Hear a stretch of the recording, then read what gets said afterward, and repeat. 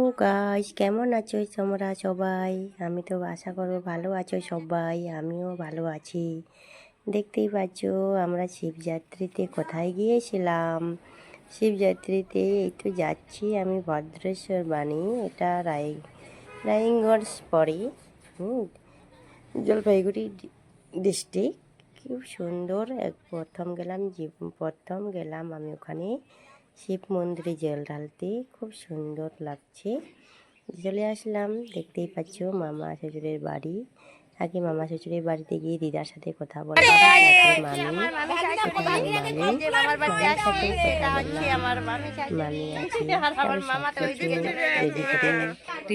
তারপরে দিদা বলছে যাও আমরা আছি এখানে। তারপরে পিসির মেয়ে, এটা আমার, একসাথে গিয়েছিলাম। পরে চলে যাচ্ছি আবার দিদার সাথে একটু মজা করলাম। দিদা খুব ভালো, তো কথা বলতে ওকে একটু মজা করি। তারপরে দেখো আমার একটু অসুবিধা হয়ে গেছে, কারণ আমি শাড়িটা ভালো করে পরতে পারিনি, কারণ তাড়াহুড়া লেগে গেছে। চলো তাড়াতাড়ি, সেই জন্যই সময় হয়েছিল প্রায় 2টার মতো বেজে গেছে। চলে গেছে, রাস্তায় দাঁড়িয়ে আছি, যাবো, হেঁটে যেতে হয়। অটো তো যায়নি, হাইটে গেছি। চলে আসলাম, এই যে যাচ্ছি একটু বড় একটা পুকুর পাড়ে মন্দির আছে। আমরা ভাবছি এইখানে পুজো হয়, কিন্তু না, এই পুকুরটা দেখতেই পাচ্ছ কত সুন্দর। সেই পুকুরটার সত্যি করে ঠাকুর আছে এখানে। ওখানে জলটা মুখে দিলেই কেউ মুখে ওখানে না, আমি আগে ওখানে যাব, এইদিকে ফেলতে পারবে। সেই জন্যই আমরা দেখো, আমি যেখানে আসছি দেখো কত বড় একটা পুকুর, ঠাকুর আছে এখানে, রাজা রানী ঠাকুর। সেখানে বড় বড় মাছও আছে, শুনলাম খুব শক্তিশালী এই পুকুরটা। গিয়েছিলাম আগে বারও আমি, কিন্তু গিয়েছিলাম তখন মেলা হয়নি, কিন্তু এই হয় ওখানে মাঝে মধ্যে 3-4 দিন ধরে গান হয়। আমরা দিদা আর মামা বলেছিল, আমিও গেলাম একটু ওখানে জল নিতে, কারণ সেই জলটা খুব ভালো। সবাই বলে সেই জলটা খুব ভালো, একটু গরম করলে শরীরে ভালো লাগে। সেই জন্য এখানে জলটা নিচ্ছি, আমার ছেলেও নিচ্ছি, সবাই আমরা 4জন আর পিসির মেয়ে গিয়েছিল। একটু মুখে জলটা নিয়ে বাইরে ফেলে দিলাম, কারণ ওখানে ফেলা যাবে না, তাই একটু যাচ্ছি আমরা এখন। ও এখন চলো মন্দিরের কাছে দর্শন করি, ঠিক আছে? এই যে মন্দির, পুকুরটা দেখতে পাচ্ছি না, কত বড় একটা পুকুর।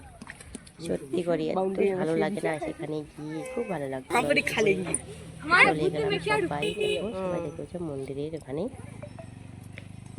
ওখানে গিয়ে আমার ভাগ্নি আর আমার ছেলে লিপস্টিক পরাচ্ছে, বলছে আমরা তো ওখানে গেলাম পুজো দিতে মন্দিরটাতে। পুজো দেওয়ার পরে পুজো দিতে গেলাম এখানে, প্রচুর ভিড়ে জমজমা বাজার। সেখানে কখন ধরে দাঁড়িয়ে আছি, না কেউ হচ্ছে না, তারপরে দাঁড়িয়ে আছি থাকতে তারপরে অনেকক্ষণ পরে আমাদের সময় চলে আসে। তারপরে আমরা পুজো দিলাম ওখানে। পুজো দেওয়ার পরে চলে আসলাম পরে পরবর্তী মন্দিরে। ওখানে 2টা মন্দির আছে, ও খুব ভালো লাগে দেখে, খুব সুন্দর। সেটা আমার সবাই বলছে এটা বলে বাংলাদেশ থেকে ঠাকুর নিয়ে আসছিল এই পুকুর পাড়ে।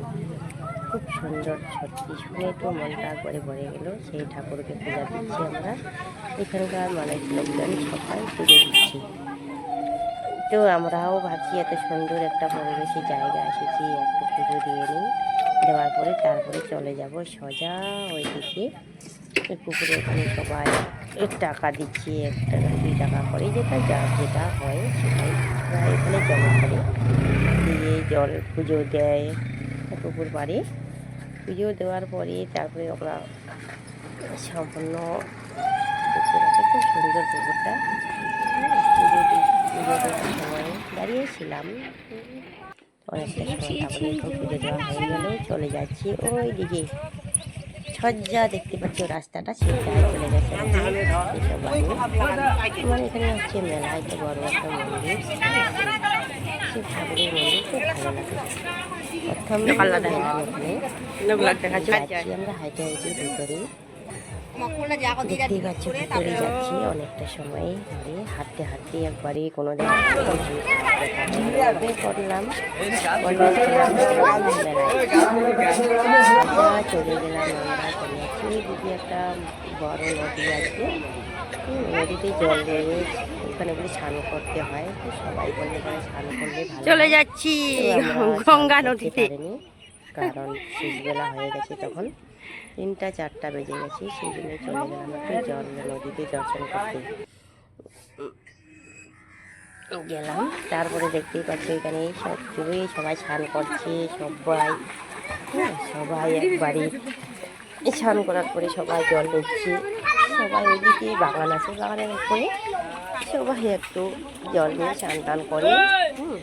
আমরাও জল নিলাম, আমরা শুধু জল নিয়েছি, জলটা মিশে দিলাম, দিয়ে স্নান টান করে স্নান করছে। ওইদিকে দেখতে পাচ্ছি পুকুর পাড়টা খুব সুন্দর, স্নান করলে বলে প্রচুর ভালো হয়। এবারটা দেখি পরবর্তীকালে আবার যাওয়ার চেষ্টা করবো সেখানে। দেখো ব্রিজটা, দেখো একবার ব্রিজটা কি সুন্দর লাগে না, ব্রিজটা বাঁশের ব্রিজ। ছেলে বলছে মা আমাকেও একটু জল দাও, জলটা দিয়ে দিই ছেলেটাকেও। খুব ভালো লাগছে সত্যি, এত ভালো লাগে, এত ভালো লাগলো আর ভালো লাগে। কিন্তু সবচেয়ে বিষয় দুঃখটা কি কোথায় বলতো, এইদিকে দেখতে পাচ্ছ সবাই মানতি আছে, এখানে মানুষ করে শুধু একটু হাইটে স্নান টান করার পরে নদীতে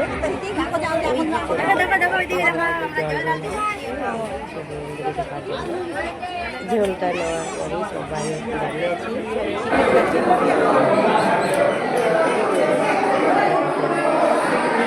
ভিড়, এত ভিড়,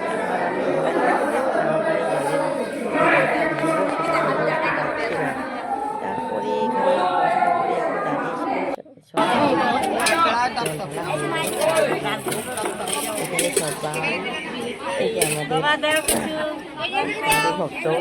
সবাইকে দাও একবারে, দাঁড়িয়ে আছে বাবু আমাকেও দাও একটু, আমাকেও দাও। দিয়ে দিলাম, অনেক ভক্তগণ আছে এখানে, সবাইকে দেওয়ার পরে দিচ্ছি, দেওয়ার পরে আর বলো নাও, বলছি আমার টিকাটা নাও, বলছি সবাই দাঁড়িয়ে আছে,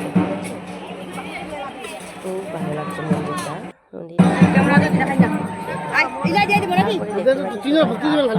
আবার নিয়ে নিলাম আমি আরও 50 টাকার মতো প্রসাদ নিয়ে নিলাম, সবাইকে দিতে হবে, কারণ এখানে অনেকগুলো ভক্তবিন্দু এখানে আছে, ঠাকুরকে সবাইকে দেবে।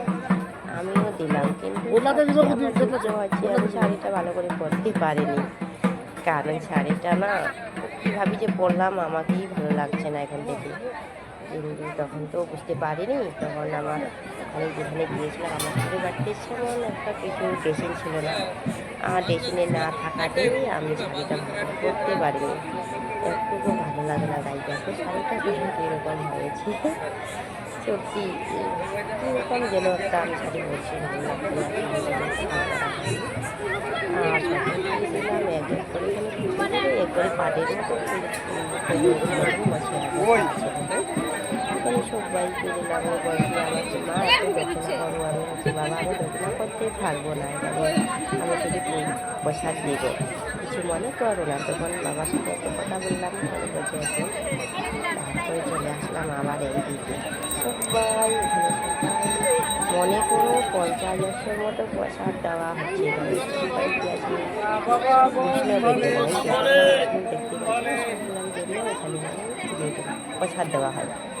তো সবাইকে খই, লাড্ডু, মুড়ি সবগুলাই মিলিয়ে একটা প্রসাদ দেওয়া হচ্ছে। তার দিকে খালি পায়ে, আমরা তো খালি পায়ে গিয়েছিলাম, মামার সাথে বাড়িতে রাখলাম দুটো, হেঁটে হেঁটে গিয়েছিলাম অনেকটা রাস্তা, কোনোদিন আসেনি, আজকে আসলে দেখে তো খুবই ভালো লাগবে।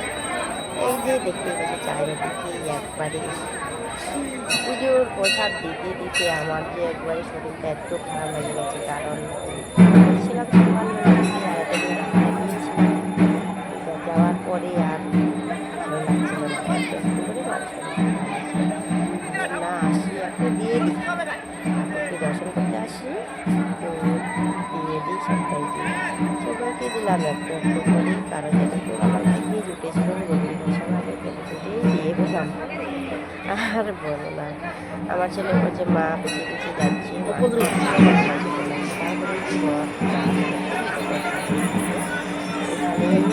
দুই দিকে দুই পাশে বট গাছ আর মাঝে হচ্ছে মাঝখানে আছে নন্দী গাছ, ঠিক আছে। আমাদের সেটা নন্দী আমি পুড়ে দিলাম, দেওয়ার পরে সবাই জল ঢালছে। দেখো, তো আমরা তো ওটা কিছু জানি না যে ওদেরকেও জল দিতে হয়, পরে